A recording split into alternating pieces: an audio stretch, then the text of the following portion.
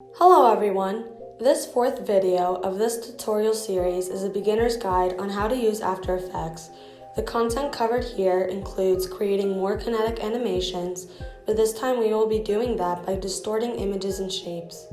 In the last tutorial, we went over adding effects and presets. To the right of your screen, you have access to visual and audio effects. Let's practice animating images to make them look like they're moving.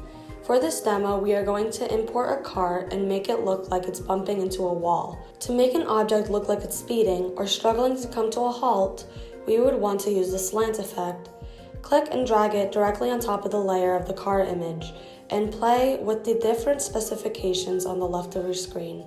You would want to slant it forward to make it look like it's zooming, and slant backwards to look like it's braking.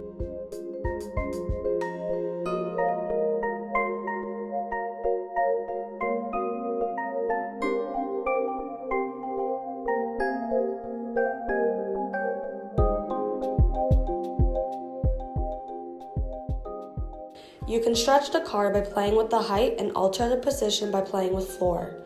Let's set keyframes for the position and have the starting position be off screen and the last keyframe be right before the wall that we drew with our rectangle shape tool.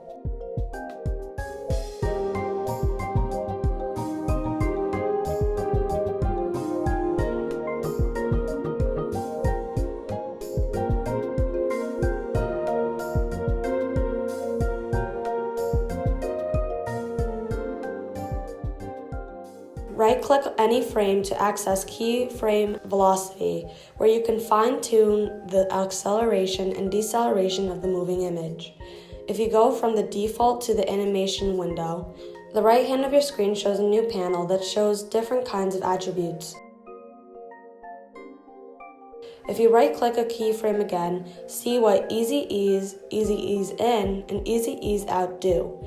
Instead of keyframing the positions yourself and eyeballing it, trying to make the speeding up and slowing down movements look realistic, these will create these motions for you. Play with the tangent line handles to alter the path of the moving image. Don't confuse them with the gray squares surrounding the image, as those distort the image's shape. One of the principles of animation is exaggeration. When a moving object collides into a static object, the moving object seems to wiggle back and forth in a follow-through and overlapping action as it settles to a stop. We can mimic that by adding more slant keyframes into our timeline until we reach 0 slant, which should be the last keyframe.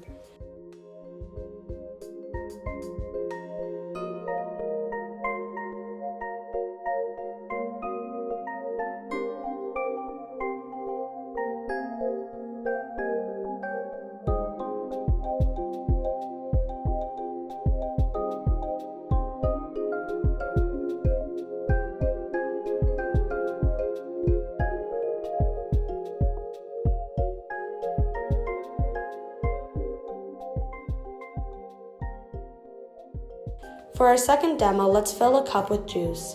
Draw 2 rectangles using the shape tool and size them as such.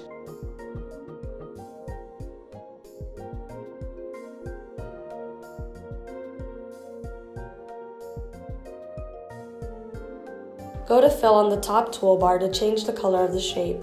Stroke changes the color of the shape's outline. If you go to the Properties panel on the left and go to where it says Fill, lower the opacity of the glass to 0 so that the rectangle has no fill color anymore.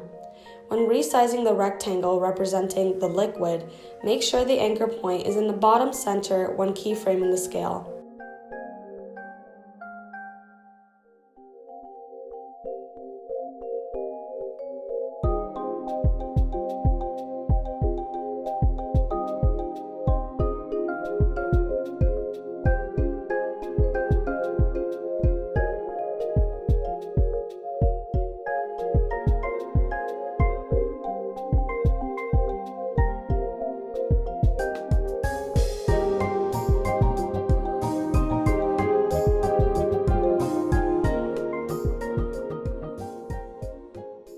Our third demo is making a custom reveal transition to text.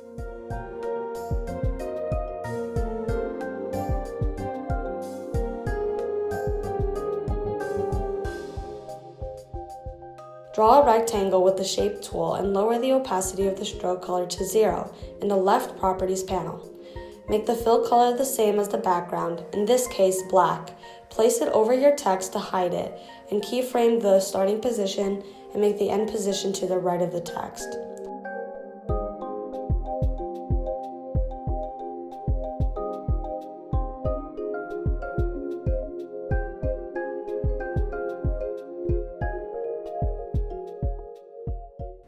A fun twist to this is adding Gaussian blur to make the edges of the rectangle feathered and make the text look like it has a dissolve transition.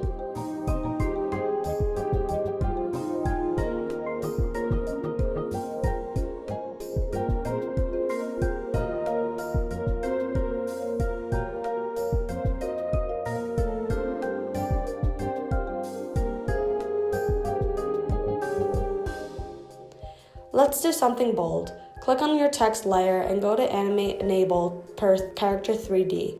This adds a Z-axis to your plane.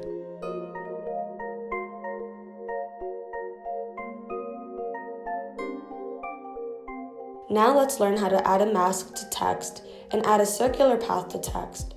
Go to Layer, Mask, New Mask. This function will only be accessible if your text layer is selected.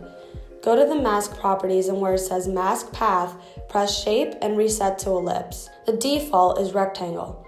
You will see that the mask is like a cutout, where the text is shown within the ellipse and covered by the area outside of the ellipse. To align the text to this circular path, head over to where it says path options, path under the text properties. Go to the drop-down menu and press mask 1. You can play with the tangent lines. They act as handles. Let's reset this circle and the alignment of the text within a 2D plane.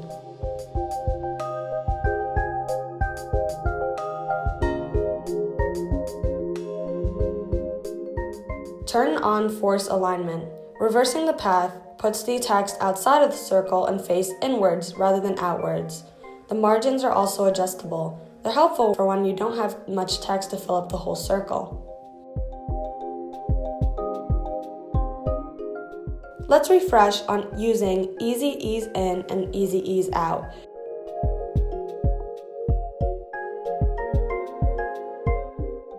After animating the position of the circle as such, go to the Graph Editor to view a mini animation panel that will showcase the slope of the object's movements.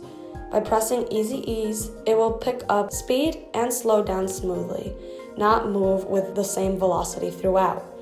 If you only want to ease in one direction, you would choose Easy Ease In or Easy Ease Out. You can see that the slope is changed. It is no longer strictly linear since we added these effects. I hope you found this tutorial to be helpful. Do subscribe and ring the bell for notifications so you don't miss out on future content.